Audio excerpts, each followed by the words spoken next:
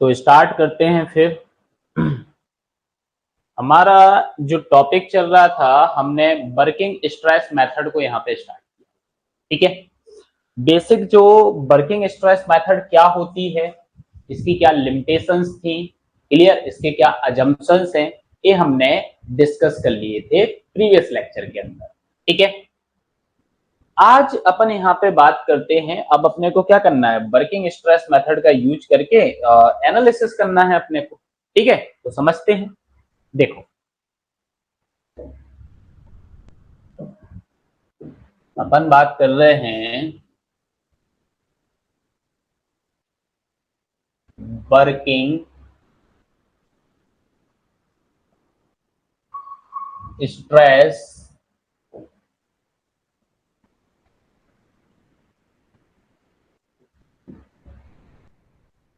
Method. ठीक है, अब वर्किंग स्ट्रेस मेथड की हम यहाँ पे बात कर रहे हैं, तो हमने प्रीवियस लेक्चर के अंदर ये समझा था कि जो हमारी वर्किंग स्ट्रेस मेथड होती है ये इलास्टिक थ्योरी पर बेस्ड होती है, ये पढ़ा था। अगर इलास्टिक थ्योरी की मैं बात करूं कि अगर ये पूरी की पूरी इलास्टिक थ्योरी पर बेस्ड है, तो इलास्टिक थ्योरी के जो फॉर्मूले हैं वो हमारे आरसीसी स्ट्रक्चर के ऊपर क्या होने चाहिए, अप्लाई होने चाहिए। और इलास्टिक थ्योरी के फॉर्मूले अगर अप्लाई होते हैं तो इलास्टिक थ्योरी के जो अजम्पशंस हैं वो भी आपके वैलिड होना चाहिए। इलास्टिक थ्योरी बोलता है कि आपका मटेरियल लीनियर इलास्टिक होना चाहिए, होमोजेनस आइसोट्रोपिक होना चाहिए। क्या हमारा आरसीसी मटेरियल या आरसीसी से बना हुआ स्ट्रक्चर क्या होमोजेनस है? नहीं है। कंक्रीट है, स्टील है, दो मटेरियल का मिक्सअप है, तो होमोजीनियस हुआ क्या? होमोजीनियस नहीं हुआ। तो क्या हम इलास्टिक थ्योरी के जो फॉर्मूले हैं वो डायरेक्टली इसके ऊपर अप्लाई कर पाएंगे? नहीं कर पाएंगे, क्योंकि हमारा मटेरियल होमोजीनियस ही नहीं है। तो फिर अगर हमें WSM से किसी स्ट्रक्चर को एनालिसिस अगर करना है तो हमें जरूरत पड़ेगी इस चीज की, एक ट्रांसफॉर्म सेक्शन की और एक इक्विवेलेंट सेक्शन की। मतलब ट्रांसफॉर्म सेक्शन और इक्विवेलेंट होमोजेनस सेक्शन आपकी एक ही बात है, क्लियर। तो हमें एक इक्विवेलेंट होमोजेनस सेक्शन यहाँ पे बनाना पड़ेगा एनालिसिस पर्पज के लिए, तभी तो हम उससे क्या कर पाएंगे, एनालिसिस कर पाएंगे। आई बात समझ में? कहने का मतलब ये है कि WSM जो होती है वो इलास्टिक थ्योरी पर बेस्ड होती है, लेकिन हम इलास्टिक थ्योरी के जो फॉर्मूले हैं वो डायरेक्टली अप्लाई नहीं कर पाते हैं, क्योंकि हमारा जो आरसीसी होता है वो होमोजेनस मटेरियल नहीं है। आई बात समझ में? तो देखो क्या बोलेंगे अपन, WSM based on elastic theory, WSM based on elastic theory, based on elastic theory and the formula of elastic theory and the formula of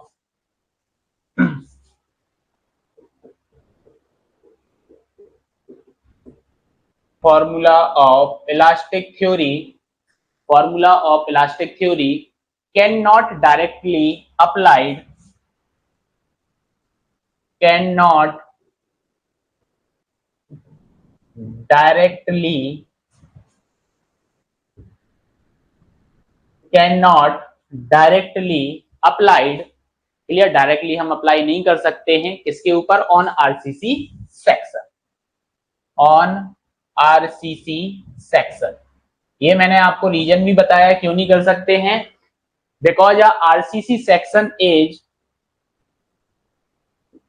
because RCC section, जो हमारा आरसीसी सेक्शन होता है, is not a homogeneous section, is not a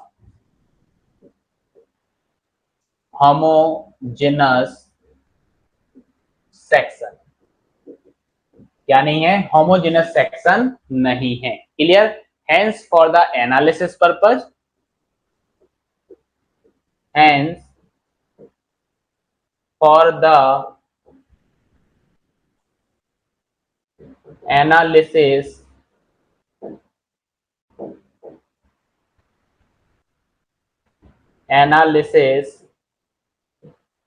purpose, अगर मुझे analysis करना है तो मुझे क्या करना पड़ेगा, be required a equivalent, B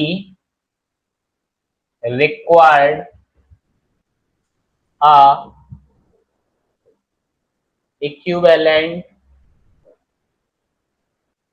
equivalent homogeneous section,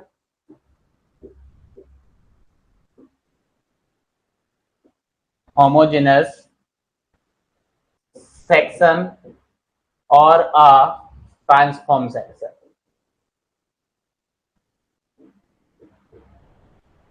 हमें इक्विवेलेंट होमोजेनस सेक्शन या फिर ट्रांसफॉर्म सेक्शन की रिक्वायरमेंट यहाँ पर पड़ेगी। क्यों? क्योंकि हमें तो भाई यहाँ पे स्ट्रक्चर को क्या करना है या आरसीसी सेक्शन को क्या करना है, एनालिसिस करना है। क्लियर? अब डायरेक्टली तो मैं अप्लाई कर नहीं पा रहा हूँ, तो भाई इनडायरेक्टली अप्लाई करूंगा, लेकिन करूंगा तो with the help of elastic theory he. Clear? चलो, तो अब अपने को यहाँ पे समझना है what is the transform section. Transform section हमारा क्या होता है, ठीक है।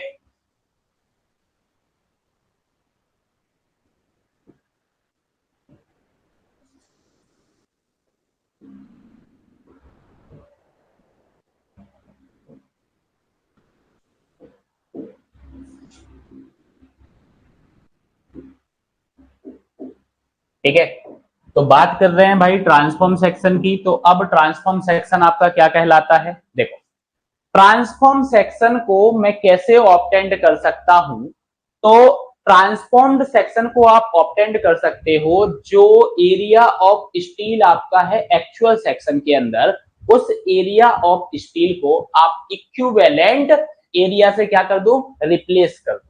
क्या बोला मैंने, जो एक्चुअल सेक्शन के अंदर आपने एरिया ऑफ स्टील प्रोवाइड किया है, स्टील जो आपने प्रोवाइड किया होगा उसको आप रिप्लेस कर दो किसके साथ, इक्विवेलेंट एरिया के साथ। सेम मॉडुलस ऑफ इलास्टिसिटी आपकी किसके बराबर होगी, एच कंक्रीट के बराबर उसकी होगी। ठीक है, इक्विवेलेंट एरिया से आपने क्या कर दिया, रिप्लेस कर दिया, तो वहां पे आपका क्या बनेगा, ट्रांसफॉर्म सेक्शन बनेगा। पहले मैं डेफिनेशन लिखा रहा हूं, उसके बाद मैं आपको समझाता हूं कि ये ट्रांसफॉर्म सेक्शन आपका बना कैसे। ठीक है, मैंने आपको क्या बोला कि ट्रांसफॉर्म सेक्शन अगर मुझे ऑब्टेंड करना है तो एरिया ऑफ स्टील को हम रिप्लेस कर दें इक्विवेलेंट एरिया से। ठीक है, तो our transform section can be obtained by a transform section can be obtained by can be obtained by replacing the steel area, replacing the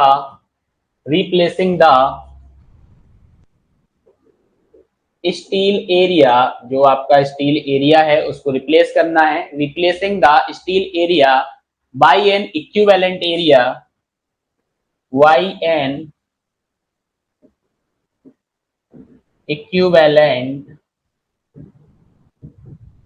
area. Clear, equivalent area से replace करना है, having same modulus of elasticity, having same modulus of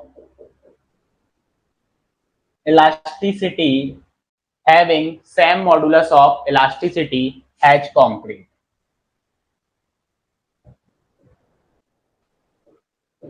ठीक है, अब ये जो equivalent आपका area होगा ये कहां पे लोकेटेड होगा, ये आपका होगा located centroid of the steel. कहां पे लोकेट करना है, सेंट्रॉइड ऑफ द स्टील पे आपको लोकेट करना है। तो देखो the equivalent area should be located, the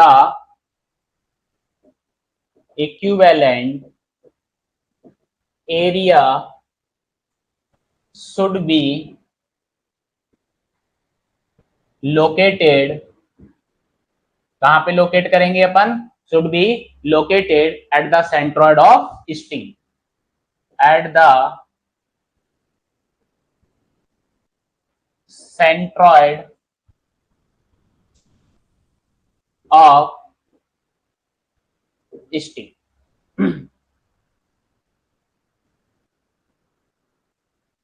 ठीक है, आई बात यहाँ पे समझ में। अब देखो कैसे किया ये अपन ने पॉसिबल हुआ। तो सपोज अपन यहाँ पे एक सिंगली रेनफोर्स्ड सेक्शन लेते हैं। क्या लेते हैं? Singly reinforced section. Singly reinforced section आपको पता होगा कि सिर्फ और सिर्फ हम टेंशन जोन के अंदर रेनफोर्समेंट यहाँ पे प्रोवाइड कराने वाले हैं। ठीक है, तो ये जो लाइन यहाँ पे खींची गई है, ये लाइन आपकी क्या हो जाएगी? ये लाइन आपकी है न्यूट्रल एक्सिस। ये क्या है आपकी? ये लाइन आपकी यहाँ पर है न्यूट्रल एक्सिस। ठीक है, अब न्यूट्रल एक्सिस अगर आपकी हो गई है तो आप देखो यहाँ पे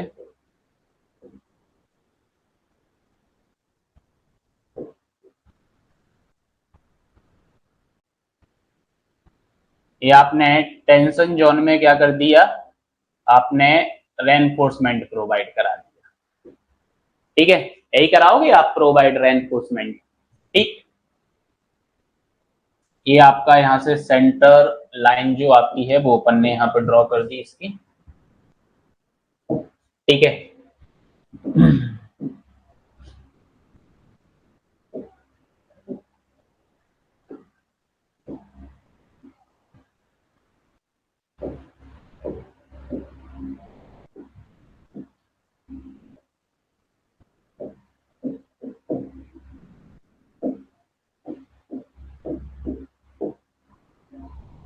ठीक है, तो न्यूट्रल एक्सिस के ऊपर आपका होता है सी, मतलब कंप्रेशन, और नीचे क्या होता है आपका? टेंशन। ये आपका यहाँ पे क्या हो जाएगा? ये हो जाएगा आपका एरिया ऑफ स्टील। ये आपका एरिया ऑफ स्टील यहाँ पर हो गया है। ठीक है, नेक्स्ट अगर मैं आपसे बोलूं तो आपको ये भी बताया था मैंने कि ये आपका क्या हो जाएगा? ये आपका हो जाएगा क्या? ये हो जाएगा भाई अपना overall depth. Overall depth D हो जाएगा, और यहाँ पे आपका इफेक्टिव डेप्थ भी निकल के आ जाएगा। क्लियर? ये ओवरऑल डेप्थ आपका हो गया, और ये जो सेक्शन आपका है तो ये हो जाएगी आपकी विड्थ। ठीक है, तो ये जो सेक्शन आपका है ना, ये आपका आरसीसी का जो सेक्शन अपन ने यहाँ पे बनाया है, ये अपना कहलाता है एक्चुअल सेक्शन। ये अपना कौन सा सेक्शन है? ये अपना एक्चुअल सेक्शन। एक्चुअल सेक्शन का मतलब ये होता है कि ये सेक्शन हम प्रोवाइड कराते हैं। क्लियर? ये सेक्शन अपने को प्रोवाइड कराना है जब भी अपन स्ट्रक्चर को बनाएंगे। क्लियर? तो ये प्रोवाइड आपको कराना है, that is the actual section. लेकिन मैंने बोला है कि जो आरसीसी हमारा होता है वो होमोजीनियस नहीं है। नहीं है तो एनालिसिस पर्पज के लिए हमें चाहिए एक इक्विवेलेंट सेक्शन। हमें क्या चाहिए? हमें चाहिए एक इक्विवेलेंट सेक्शन। तो अब बात करेंगे अपन यहाँ पर एक इक्विवेलेंट सेक्शन की। ठीक है, अपन इक्विवेलेंट सेक्शन की बात कर रहे हैं तो सेक्शन तो आपका ऐसे ही रहेगा। मैंने क्या बोला था आपको कि भाई जो आपका ये एरिया ऑफ स्टील है इसको आप रिप्लेस कर दो एक इक्विवेलेंट एरिया से। यही बोला था मैंने आपको। तो सपोज वो ये वाला जो मैंने बनाया है ना, ये जो एरिया बनाया है, ये मैंने रिप्रेजेंटेशन के पर्पज से बना लिया है। क्लियर? ऐसा मत सोचना कि ऐसा प्रोवाइड करना पड़ता है। फॉर द रिप्रेजेंटेशन पर्पज अपन ने ये बनाया हुआ है कि भाई हमारा ये जो है एरिया, ये हमारा इक्विवेलेंट एरिया को रिप्रेजेंट कर रहा है। इसको रिप्रेजेंट कर रहा है, इक्विवेलेंट एरिया को रिप्रेजेंट कर रहा है। ठीक है, तो ये हमारा क्या हो जाएगा? इक्विवेलेंट एरिया, या फिर मैं इसको लिख सकता हूं ए रिक्वायर्ड, लिख सकता हूं। तो अब आप ये जो सेक्शन यहां पे देख रहे हो ना, ये सेक्शन आपका यहां पे कौन सा सेक्शन कहलाता है? ये आपका कहलाता है ट्रांसफॉर्म सेक्शन। ये कौन सा सेक्शन आपका कहलाएगा? Transform section. अब ये जो ट्रांसफॉर्म सेक्शन आपका है, ये ट्रांसफॉर्म सेक्शन आप यूज करोगे किस लिए? एनालिसिस के लिए। मतलब जितनी भी कैलकुलेशंस वगैरह आप करने वाले हो, एनालिसिस करने वाले हो, वो आप यहाँ पर एनालिसिस के लिए यूज करोगे। ये आप प्रोवाइड करोगे और इस सेक्शन की हेल्प से आप क्या करोगे, एनालिसिस आप यहाँ पे करोगे। क्लियर? WSN जो आपकी बेस्ड होती है स्ट्रेस ओरिएंटेड है, तो सॉम के अंदर आपने पढ़ा भी होगा। हाँ, अपने को स्ट्रेस का वेरिएशन यहाँ पे बनाना है, तो स्ट्रेस के वेरिएशन की अपन यहाँ पे बात करें तो स्ट्रेस का वेरिएशन कैसे बनेगा, देखो।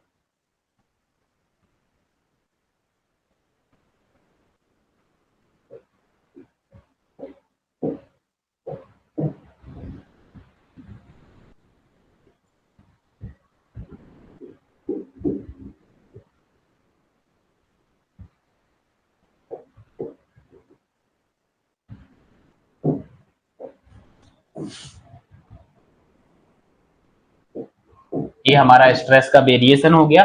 ठीक है, स्ट्रेस का वेरिएशन ऐसे ही होगा ना आपका। यहाँ पे कंप्रेशन जोन मतलब कितनी होंगी आपकी, बेंडिंग कंप्रेशन में आपकी stresses F C B C आपकी होंगी, और यहाँ पे ये क्या हो जाएंगी आपकी, इक्विवेलेंट हो जाएंगी एफ ई, मतलब स्टील के साइज जो आपका आने वाला है तो एफ ई आपका यहाँ पे आ जाएगा। क्लियर? और ये जो आप यहाँ पे देख रहे हो, ये वेरिएशन आपका जो बना हुआ है, ये बना हुआ है स्ट्रेस वेरिएशन।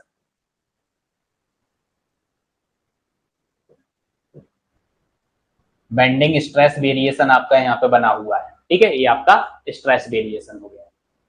तो यहाँ पे बात समझ में आई। ये आपका एक्चुअल सेक्शन है जो अपने को प्रोवाइड करना है, और ये अपना जो सेक्शन है ये अपना ट्रांसफॉर्म सेक्शन है जिसका हम यूज करेंगे यहाँ पे एनालिसिस के। क्लियर? अब ये रिक्वायर्ड जो आपका यहाँ पे मैंने लिखा हुआ है ना, आप इसको रिप्रेजेंट कर सकते हो AE से। क्या कर सकते हो? AE से आप यहाँ पे रिप्रेजेंटेशन कर सकते हो। क्लियर? आई बात समझ में? ठीक है। तो अब यहाँ पे देखो कुछ चीजें अपन अज्यूम करते हैं। जैसे मैं यहाँ पे बोलूं लेट अस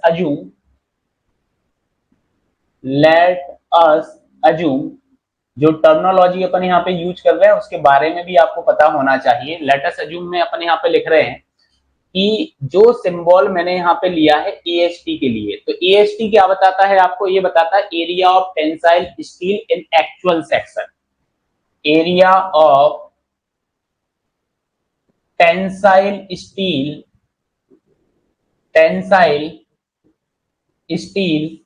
इन एक्चुअल सेक्शन।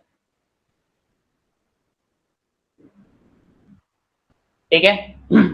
नेक्स्ट AE जो अपन ने अभी लिया है, ये रिक्वायर्ड के सामने AE लिखा हुआ था। AE आपका क्या है, ये इक्विवेलेंट एरिया ऑफ स्टील को बताता है।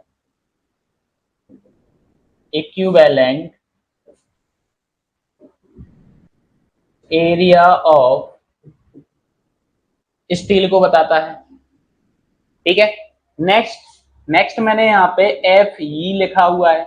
FE आपका क्या है, FE आपका है stress in steel side. FE क्या है, stress in steel side in transform section या इक्विवेलेंट सेक्शन। इक्विवेलेंट सेक्शन में स्टील के साइड कितनी स्ट्रेस है, वो FE को रिप्रेजेंट कर रही है। क्लियर? तो FE क्या हो जाएगा, stress in steel side, stress in steel side, stress in steel side in equivalent section.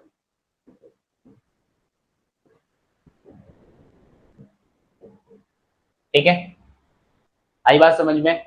Next FST आपका क्या बताएगा, FST आपका बताएगा stress in steel side in actual section. Clear? Actual section के अंदर कितना स्ट्रेसेस हैं, तो वो रिप्रेजेंट करेगा अपना FST। तो stress in steel side,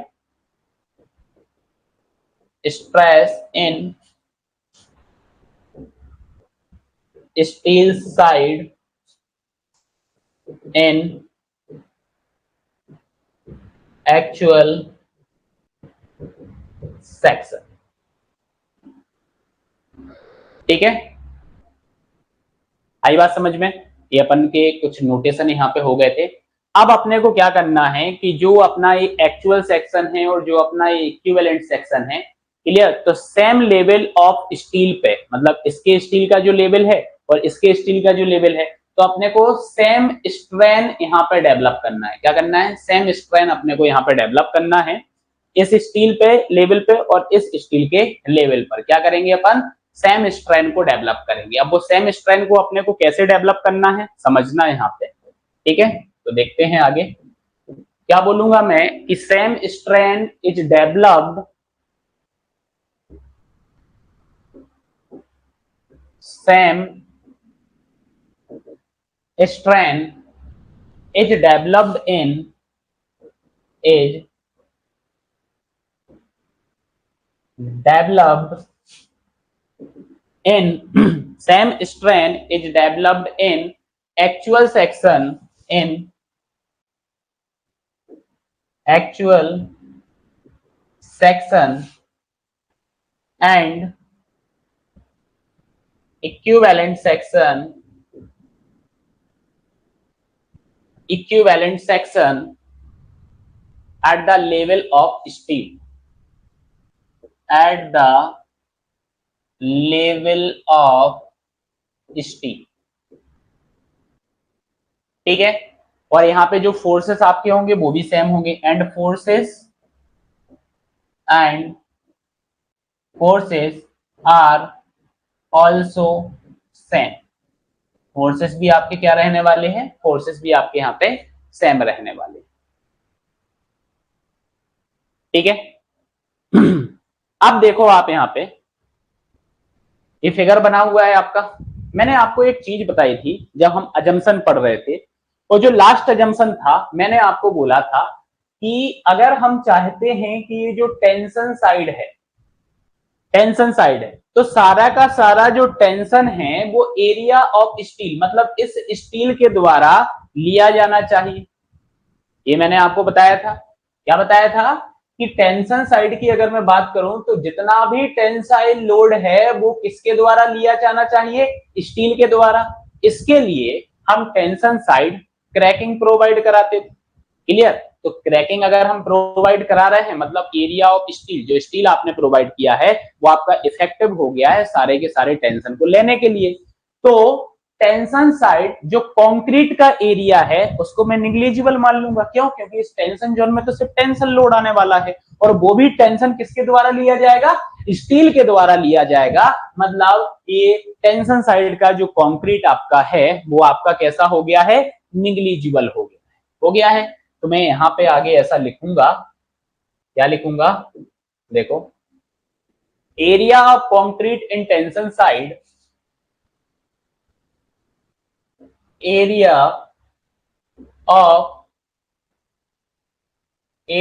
of concrete in tension side, area of concrete in tension side consider negligible, consider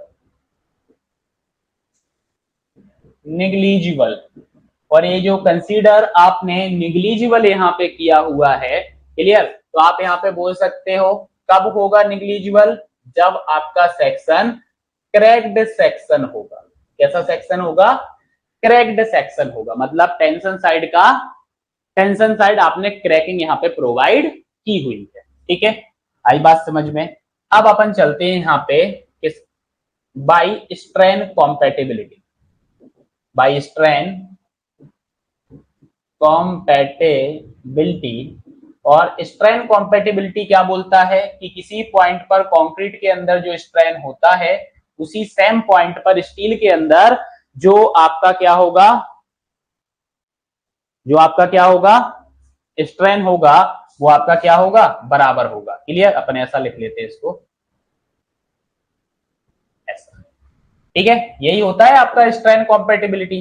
तो स्ट्रेन अपने को लिखना है यहाँ पे, क्या लिखना है, स्ट्रेन अपने को यहाँ पे लिखना है। तो स्ट्रेन में क्या लिख सकता हूं, क्लियर। तो स्ट्रेन आपका क्या होता है, stress upon modulus of elasticity, clear. तो स्टील के अंदर स्ट्रेसेस कितनी है आपकी, ये देखो एक्चुअल सेक्शन एफएसटी, और इक्विवेलेंट में कितनी है, एफई, ठीक है। तो देखो आप यहाँ पे, इसको मैं क्या लिख सकता हूं, इसको मैं लिख सकता हूं कि भाई F S T divide by modulus of elasticity of steel. और इसको मैं क्या लिख सकता हूं, एफ ई। इक्विवेलेंट सेक्शन में कितनी स्ट्रेसेस हैं, एफ ई है, और मॉडुलस ऑफ इलास्टिसिटी आपकी आ गई है कंक्रीट की। आई बात समझ में यहाँ पे। अब अगर मैं आपसे बोलूं कि मुझे यहाँ पे एफ ई को फाइंड आउट करना है, किसको फाइंड आउट करना है, एफ ई को फाइंड आउट करना है, तो एफ ई जो हमारा होगा वो क्या हो जाएगा, वो हमारा हो जाएगा F S T into into क्या आएगा, ई सी बाई ई एस।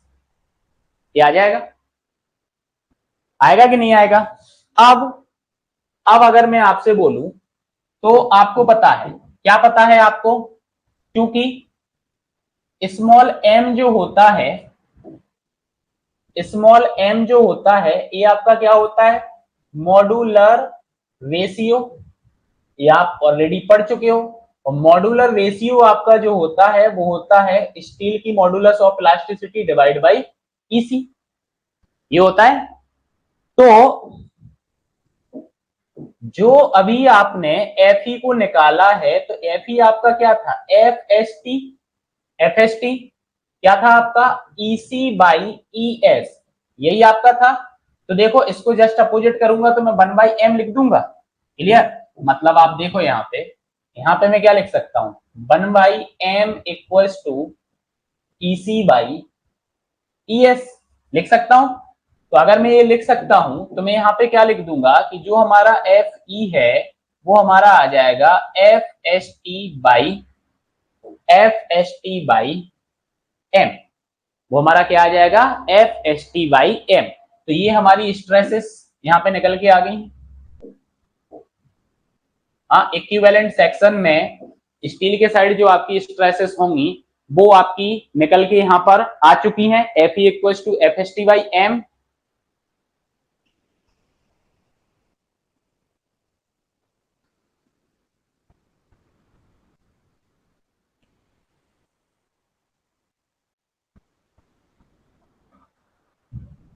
यहां तक क्लियर है।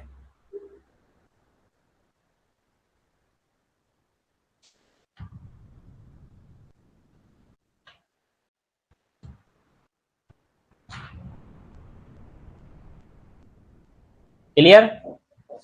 चल, अब नेक्स्ट अगर मैं यहां पे बात करूं तो मैंने आपको बोला था कि भाई फोर्स इक्विलिटी, मतलब फोर्स जो आपका है वो आपका क्या है, also same strain develop actual section and equivalent section at the level of steel, इसके बेसिस पे कैलकुलेशन। अब यहाँ पे बोला था कि फोर्स जो आपका है आपका सेम है, तो मैं यहाँ पे लिख सकता हूं force equality for actual and transformed section at a same level, clear. अब मैं आगे का जो कैलकुलेशन कर रहा हूं वो किसके बेसिस पे कर रहा हूं, मैं कर रहा हूं फोर्स इक्विलिटी के बेसिस पर। Force equality for actual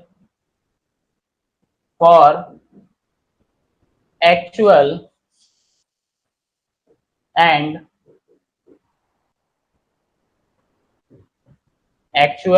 transformed, clear, section at same level,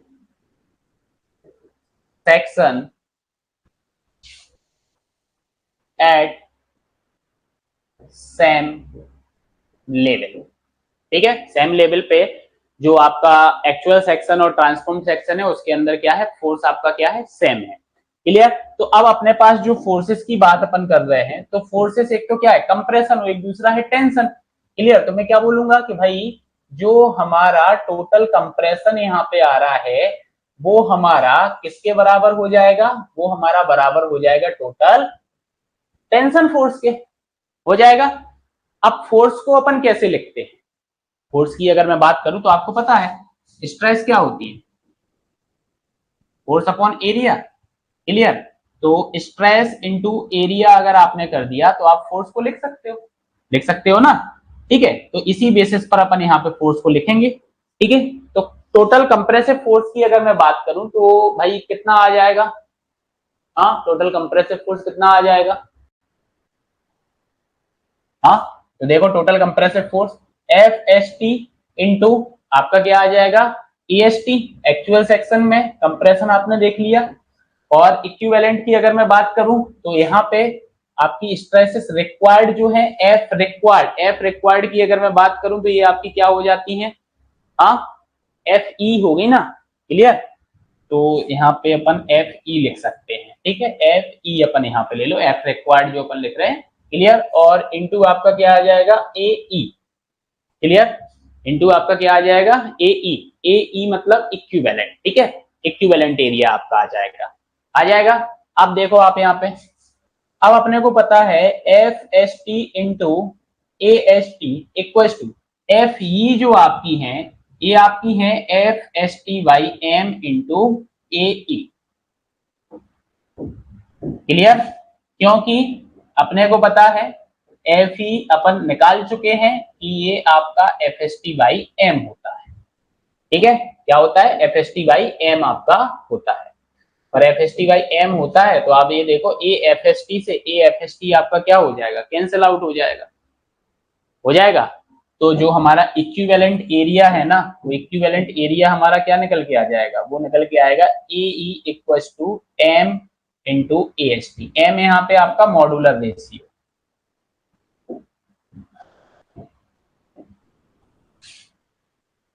small M आपका क्या है, मॉड्यूलर रेशियो,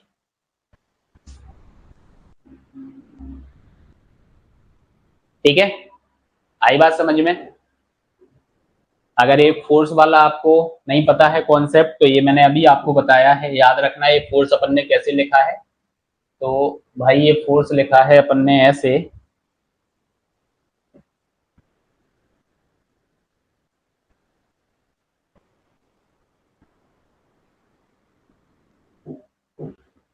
कि स्ट्रेस जो आपकी होती है वो होती है फोर्स बाई एरिया, तो फोर्स आपका हो जाएगा स्ट्रेस इंटू एरिया, ठीक है। और यहाँ पे एक चीज और याद रखना है, अपन यहाँ पे एक वर्ड यूज कर रहे हैं एफसीबीसी और एक कर रहे हैं अपन एफएसटी। तो ये एफसीबीसी और एफएसटी जो आपका होता है ये एक्चुअल स्ट्रेसेस होती है, ये क्या होती है आपकी, एक्चुअल स्ट्रेस आपकी होती हैं। किस वजह से, stress due to applied bending movement, जो बेंडिंग मूवमेंट यहाँ पे अप्लाई किया जा रहा है उसकी वजह से अप्लाइड बेंडिंग मूवमेंट,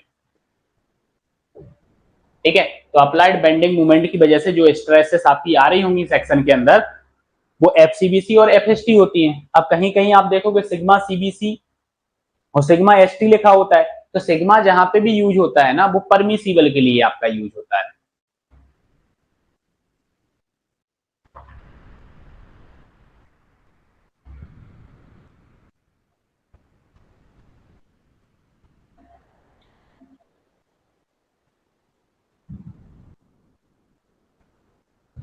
ठीक है।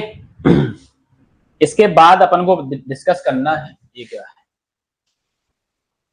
इसके बाद अपने को डिस्कस करना है अब क्रैक्ड एंड अनक्रैक्ड ट्रांसफॉर्म सेक्शन, ठीक है। नेक्स्ट हेडिंग हमारी है cracked and अनक्रैक्ड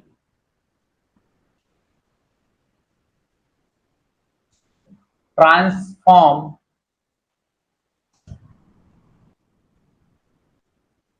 section.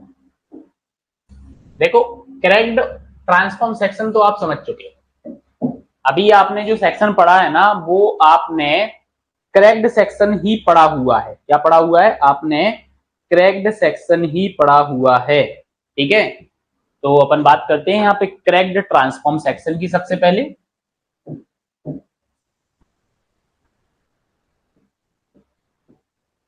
Cracked transform section,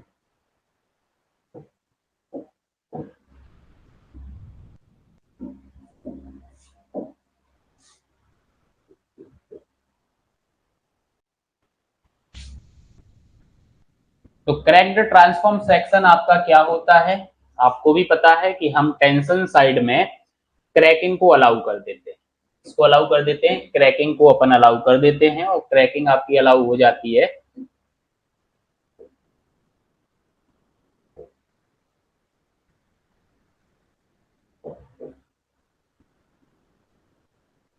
तो जितना भी स्टील आपका होगा वो पूरा का पूरा स्टील जो आपका होता है ना, वो आपका किसके द्वारा, उसके द्वारा टोटल टेंसाइल लोड को लिया जाता है। ठीक है, ये आपकी क्या हो जाएगी, ये आपकी न्यूट्रल एक्सेस यहाँ पे हो जाएगी। ठीक है, ये आपकी क्या हो जाएगी, ये हो जाएगी आपकी न्यूट्रल एक्सेस। ठीक है, ये आपका हो जाएगा यहाँ पे ओवरऑल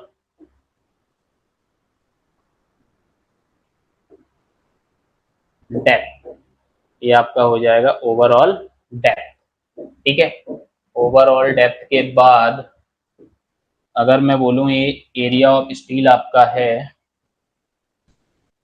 ठीक है, तो ये आपका हो जाएगा यहाँ पे इफेक्टिव डेप्थ स्मॉल डी हो जाएगा। और ये आपका जो रहेगा, ये आपका क्या कहलाता है, एक बार मार्किंग करके बता रहा हूं आपको। ठीक है, ये आपका जो रहता है, ये क्या रहता है आपका, ये रहता है अपना इफेक्टिव कवर, इफेक्टिव कवर। ठीक है, और ये हमारा क्या हो जाएगा यहाँ पे, देखो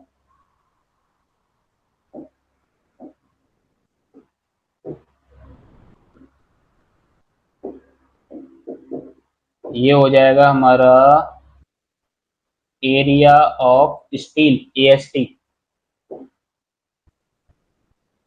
ठीक है, ये कंप्रेशन जोन और ये टेंशन जोन।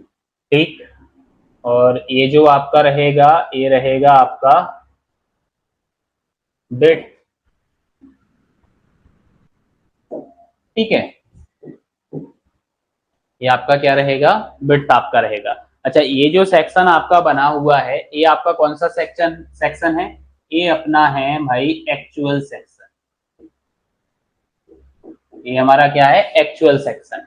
ठीक है, अब अगर मैं आपसे बोलूं कि अपने को चाहिए ट्रांसफॉर्म सेक्शन एनालिसिस करना है, मतलब मुझे ट्रांसफॉर्म सेक्शन की रिक्वायरमेंट लगेगी, तो ये हमारा क्या हो गया, ये हमारा हो गया ट्रांसफॉर्म सेक्शन। और ट्रांसफॉर्म सेक्शन के अंदर ये हमारा जो रहेगा, ठीक है, ये हमारा रहेगा इक्विवेलेंट एरिया जो अपन ने रिप्लेस किया हुआ है। ठीक है, इक्विवेलेंट एरिया के वैल्यू की अगर बात की जाए तो वैल्यू कितनी आ जाएगी आपकी, ये आ जाएगी equivalent area equals to M A S T, यही कैलकुलेट किए थे आप अभी, एम ए एस टी। ठीक है, तो ये हमारा क्या हो गया, ये हमारा हो गया ट्रांसफॉर्म सेक्शन।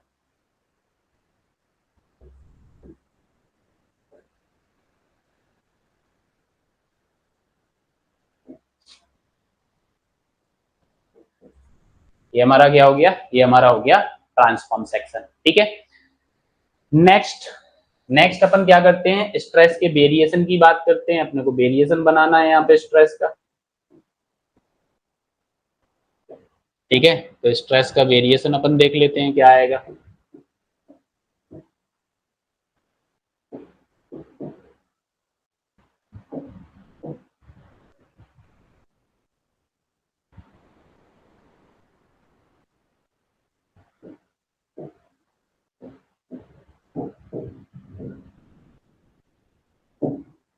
ये आपका स्ट्रेस का वेरिएशन यहाँ पे हो गया। ठीक है,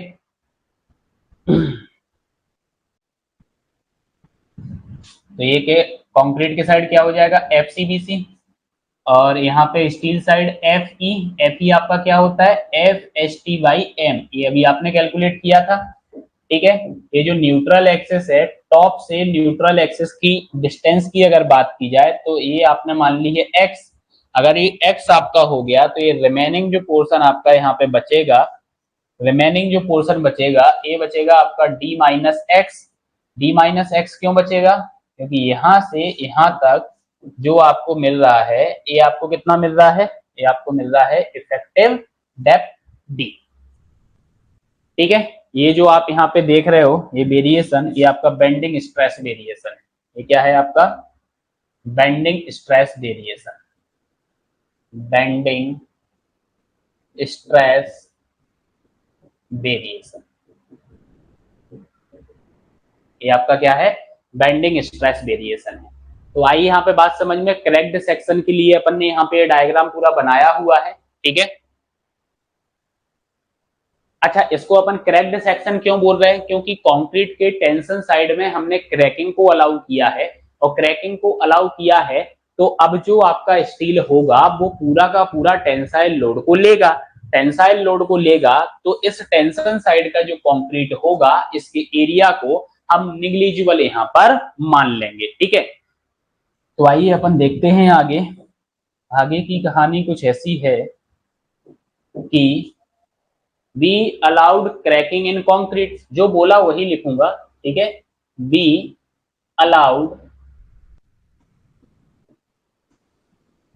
cracking, we allowed cracking in concrete on tension side, in concrete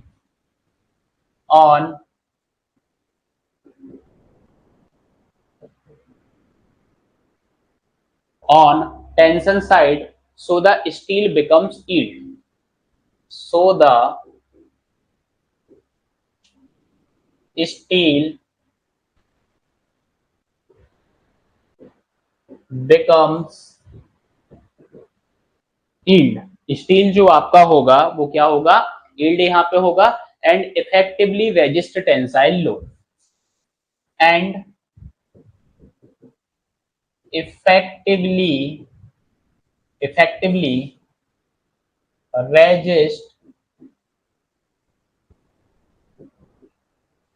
tensile load. ठीक है, आई बात समझ में। सो अपन यहाँ पे क्या करके चल रहे हैं कि भाई जो हमारा टेंशन साइड है, इस टेंशन साइड का जो कंक्रीट है उसके एरिया को नेग्लिजिबल मान के चल रहे हैं, क्योंकि उसको टेंशन तो लेना नहीं है।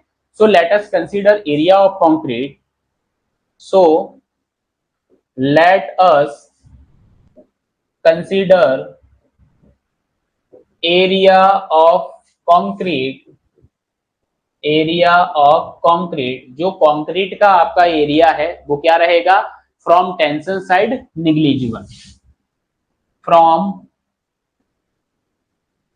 टेंशन साइड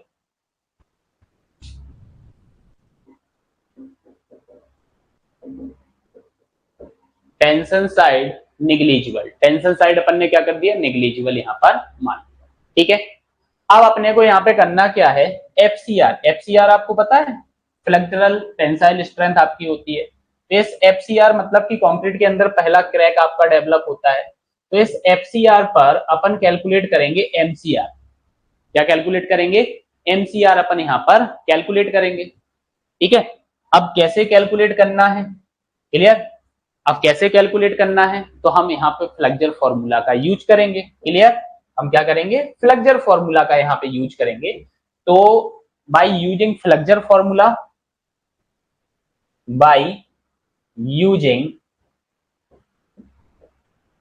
फ्लेक्सर, कंफ्यूज मत होना वो बेंडिंग मोमेंट इक्वेशन ही आपकी है, फ्लेक्सर फॉर्मूला की अपन जो बात कर रहे हैं यहाँ पे क्या होता है आपका m by I equals to sigma by equals to E by R, यही होता है आपका फ्लेक्सर फॉर्मूला। ठीक है, इसी को यूज करना है अपने को। ठीक है, इसको यूज किया,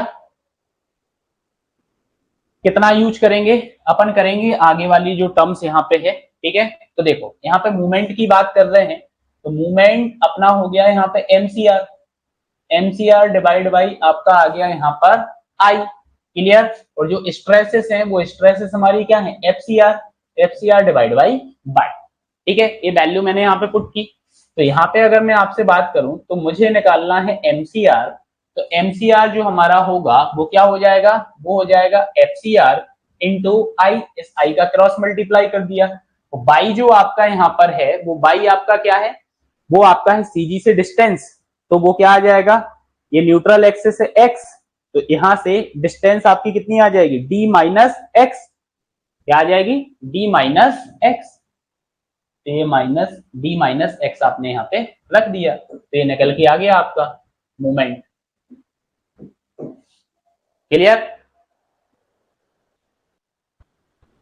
क्लियर, ये आपने निकाल लिया आपकी FCR पर। क्लियर, एक मूवमेंट और आपके सेक्शन के अंदर आएगा, एक मूवमेंट और आपके सेक्शन के अंदर आएगा, वो कौन सा मूवमेंट होगा, वो आएगा आपका एक्सटर्नल लोडिंग की वजह से मूवमेंट। क्लियर, तो movement due to external loading वो क्या होता है, देखो movement due to external loading, जो हमारी बीम के ऊपर एक्सटर्नल लोडिंग आएगी, उस एक्सटर्नल लोडिंग के कारण जो मूवमेंट आएगा उसको बोला जाता है एम अप्लाइड। निकालते हो ना WL स्क्वायर बाई 8, तो वो आपका क्या आएगा, अप्लाइड मूवमेंट यहाँ पे आएगा। क्लियर, क्या आएगा आपका, अप्लाइड मूवमेंट यहाँ पे आएगा। और अप्लाइड मूवमेंट आपके पास आ जाएगा तो मैं क्या बोलूंगा कि जो हमारा एम अप्लाइड यहाँ पे निकाला है ड्यू टू एक्सटर्नल लोडिंग, अगर एम अप्लाइड हमारा MCR से क्या है, ज्यादा है, अगर एम अप्लाइड MCR से क्या है, ज्यादा है, तो सेक्शन हमारा क्या होगा, क्रैक्ड सेक्शन होगा, then section will be crack, then section will be crack.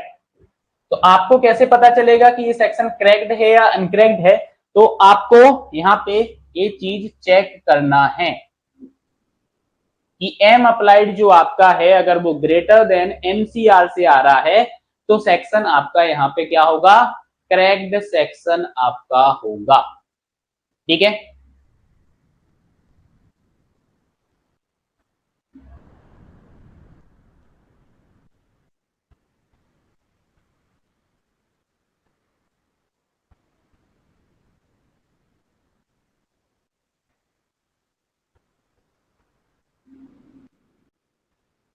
आई बात समझ में। तो अब यहाँ पे अपने को ये मूवमेंट इनर्शिया की कैलकुलेशन करना है अबाउट आउटर एक्सिस, मतलब बेस के अबाउट अपने को कैलकुलेट करना है। तो calculation for movement of inertia, आगे अपन क्या लिखेंगे, आगे अपन लिखेंगे यहाँ पे calculation for movement of inertia, calculation calculation for movement of inertia for movement of inertia, इसके अबाउट निकालना है और आपको अबाउट आउटर एक्सिस,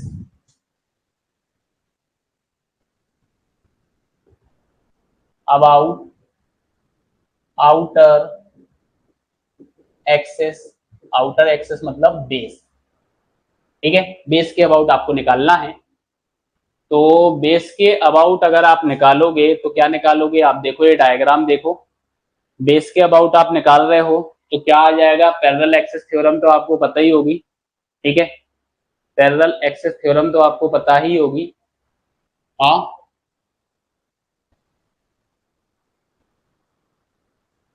तो लिखते हैं अपन यहां पर, क्या आ जाएगा आपका, आई इक्वल्स टू, क्या लिखते हो, BD³/3, बेस के अबाउट तो यही होता है BD³/3। ठीक है, तो ये आपका क्या आ जाएगा यहाँ पे, सबसे पहले तो BX3 और दूसरा आपका क्या आएगा, BD-X/3। ठीक है, तो लिखते हैं यहाँ पे क्या आ जाएगा, BX/3 डिवाइड बाई 3 प्लस क्या लिखेंगे अपन यहाँ पे, BD-X³/3। ठीक है, प्लस एरिया, एरिया हमारा क्या है m into A S T, और सी जी से डिस्टेंस तो d माइनस एक्स का स्क्वायर। ये सिंपल सा आपने यहाँ पे क्या कर दिया, मोमेंट ऑफ इनर्शिया यहाँ पे निकाल दिया। इस टाइप से आपको मोमेंट ऑफ इनर्शिया कैलकुलेट कर देना है। ये आपका मोमेंट ऑफ इनर्शिया यहाँ पे कैलकुलेट हो जाएगा। ठीक है, तो ये आपका पूरा का पूरा क्रैक्ड सेक्शन पे अपन ने यहाँ पे निकाल लिया है। ठीक है, अब अगर अपन बात करें अनक्रैक्ड ट्रांसफॉर्म सेक्शन की, क्लियर, अब अपन किसकी बात करें, अनक्रैक्ड ट्रांसफॉर्म सेक्शन की बात करें तो वो क्या होता है, देखो अनक्रैक्ड ट्रांसफॉर्म सेक्शन, इसका मतलब तो यही आपका हो जाता है कि भाई कंक्रीट जो है आपका वो क्रैक्ड नहीं है। कंक्रीट आपका क्या नहीं है, कंक्रीट आपका यहाँ पर क्रैक्ड नहीं है। कंक्रीट क्रैक्ड नहीं है मतलब कहीं ना कहीं कंक्रीट भी यहाँ पे टेंशन को ले रहा होगा। ठीक है, उससे देखा नहीं जा रहा होगा कि भाई अकेले स्टील जो आपका है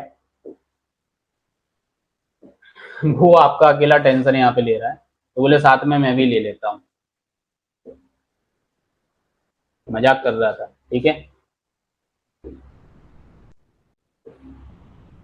ये आपका सिंगली रेनफोर्स सेक्शन, ठीक है, सेम ही रहेगा आपका सब कुछ। यहाँ पे जो एक्चुअल सेक्शन है वो तो एज इट इज आपका बनेगा। ये आपका यहाँ पे न्यूट्रल एक्सेस हो जाएगा,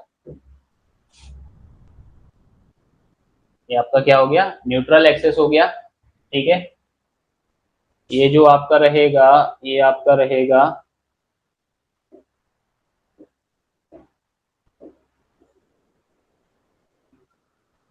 ये आपका रहेगा ओवरऑल डेप्थ,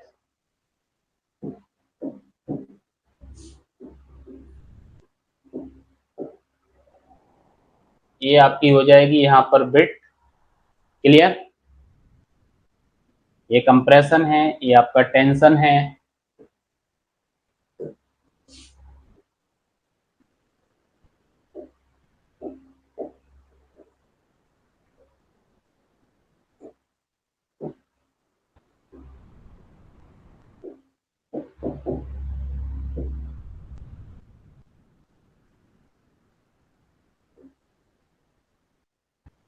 ये आपका हो गया A S T, area of steel, clear. अब अगर बात की जाए तो ये हो जाएगा आपका ट्रांसफॉर्म सेक्शन, ये क्या हो जाएगा आपका ट्रांसफॉर्म सेक्शन आपका हो जाएगा। अब देखो अगर सेक्शन आपका क्या होता है, अनक्रैक्ड होता है, तो फॉर रिप्रेजेंटेशन पर्पज जो आपका स्टील होता है ना वो मैं यहाँ पे शो आउट करूंगा। अभी मैंने क्या किया था, अभी बीच में शो कर दिया था ना, अब मैं आपका यहाँ पे उस स्टील को शो कर रहा हूँ। ठीक है,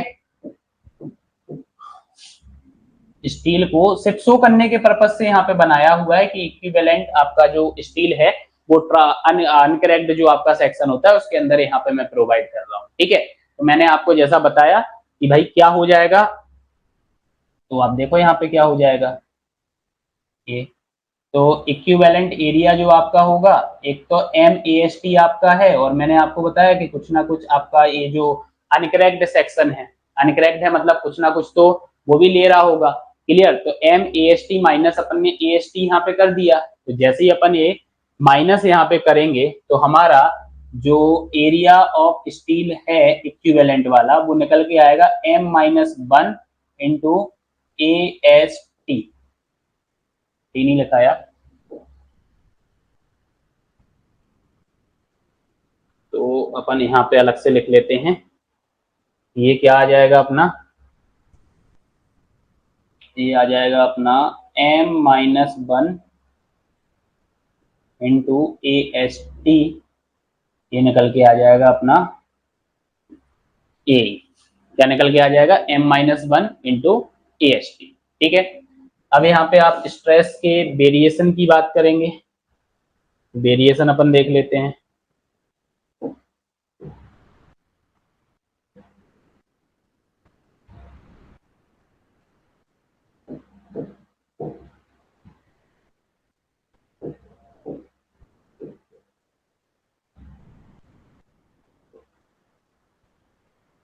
ठीक है, तो ये आपका आ जाएगा यहाँ पे FCBC, ये आ जाएंगी आपकी यहाँ पे FST/M आ जाएगा, FST/M।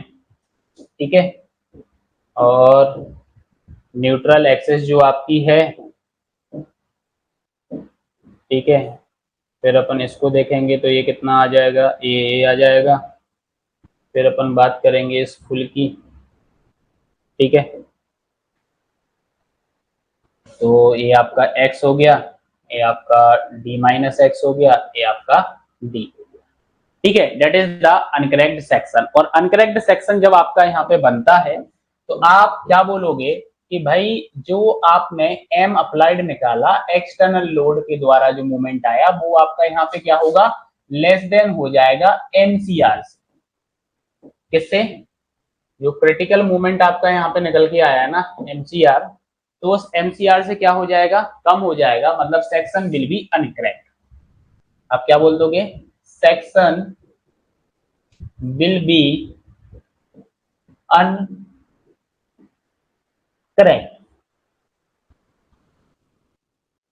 सेक्शन आपका क्या हो जाएगा,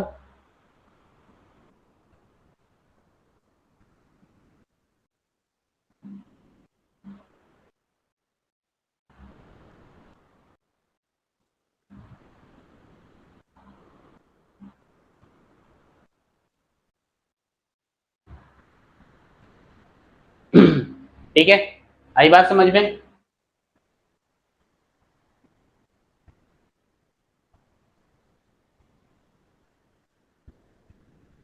तो इसके लिए मोमेंट ऑफ इनर्शिया आप कैसे निकालोगे,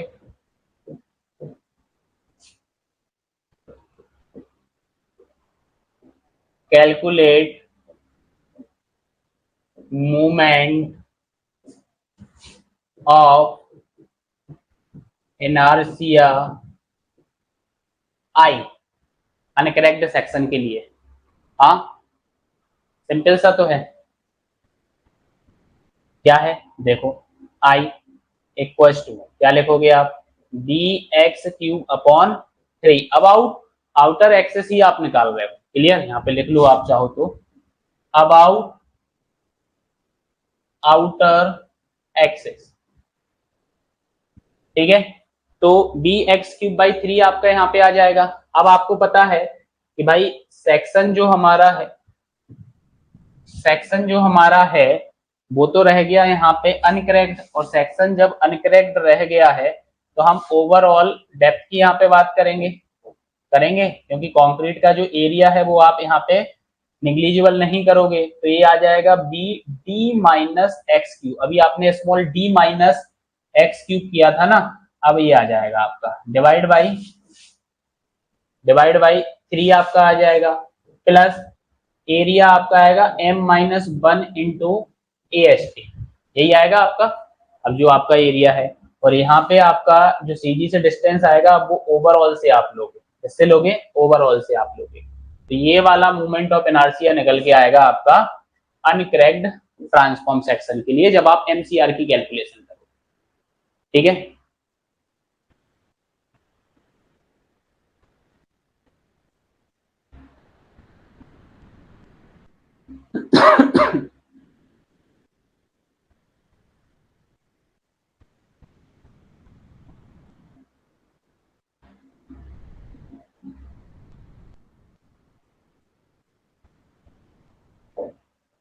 ठीक है।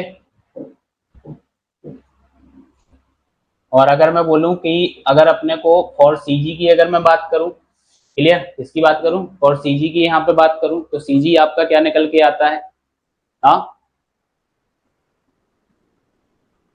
CG का सिंपल सा फॉर्मूला आपका जो होता है, जैसे x बार अगर मैं बोलूं तो क्या होता है, जो आप लगाते हो A1 × x1 plus A2 × x2 divide by A1 plus A2। ठीक है,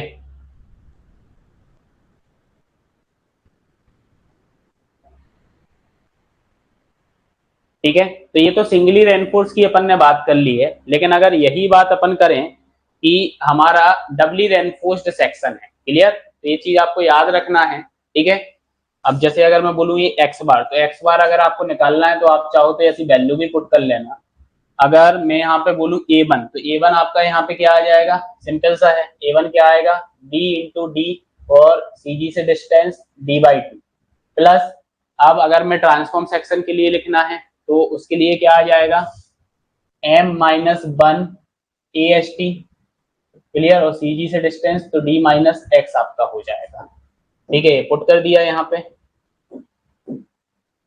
फिर अगर आगे बात करूं तो आपका एरिया, एरिया क्या आ जाएगा, B into D plus M-1 into AST, तो ये आपकी x बार CG यहाँ पे निकल के आ जाएगा। ठीक है, तो एक नोट आपका यहाँ पर है, ये नोट आपको याद रखना है।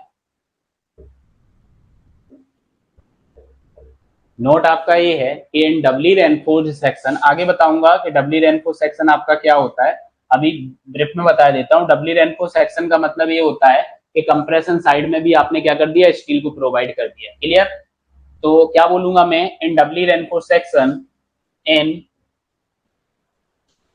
डबली reinforced section, in doubly reinforced section, modular ratio in compression side, modular ratio in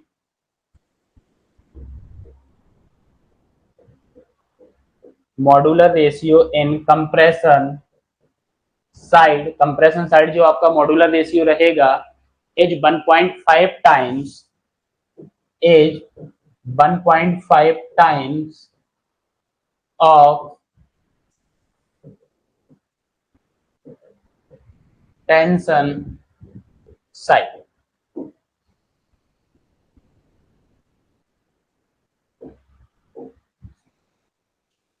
ठीक है, कितना रहेगा, 1.5 टाइम्स ऑफ टेंशन साइड आपका रहेगा।